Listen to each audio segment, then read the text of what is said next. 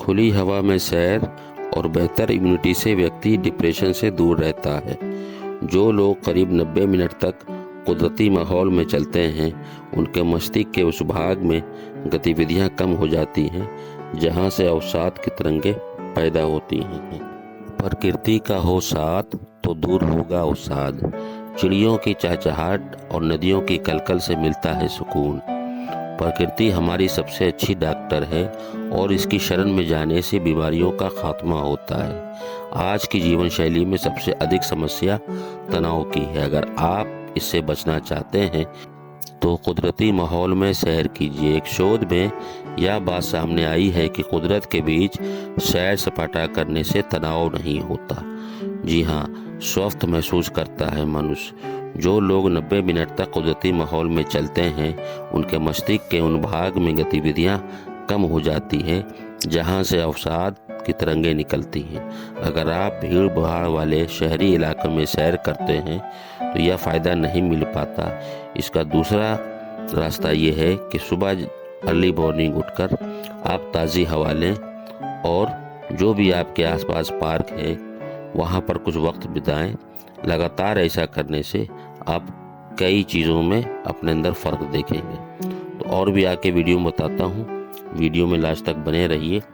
और दोस्तों, फिर से गुजारिश है कि स्वस्थ जीवन शैली के लिए YouTube Sajid Hasan health channel को आज ही सब्सक्राइब करें और रेगुलर अपडेट्स के लिए बेल आइकन को ज़रूर दबाएं। तो चलिए शुरू करते हैं। तो दोस्तों, इस वीडियो का आज का मेन जो मोटो है वो ये है कि हम अपने लिए वक्त ज़रूर निकालें रोज़ाना, और अर्ली मॉर्निंग ही ये हो सकता है। इसके फ़ायदे आप देख लें, क्योंकि स्ट्रेस से होने वाली कई बीमारियां जो हमको कहां तक पहुंचा देती हैं।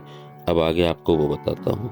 तनाव या स्ट्रेस से सबसे ज़्यादा असर दिमाग पर पड़ता है। जी हाँ, जब भी आप किसी भी चीज़ को ज़्यादा सोचते हैं तो एकदम से सिर में दर्द होना शुरू हो जाता है, क्योंकि बहुत अधिक सोचने से दिमाग अपने नियंत्रण को खोने लगता है, जिससे कि दिमाग की नसों पर दबाव पड़ता है।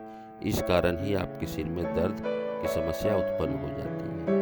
कंधे पर भी पड़ सकता है बुरा असर। जब भी आप किसी काम को ज़्यादा स्ट्रेस होता है तो खुद के ऊपर काफ़ी बर्डन जैसा महसूस करने लगते हैं। इसका असर आपके कंधे और मांसपेशियों पर भी पड़ता है, क्योंकि ज़रूरत से ज़्यादा तनाव लेने पर बॉडी नेचुरली तरीके से रिस्पांस करने लगती है, जिसका असर बॉडी के अलग अलग हिस्सों से देखने को मिलता है।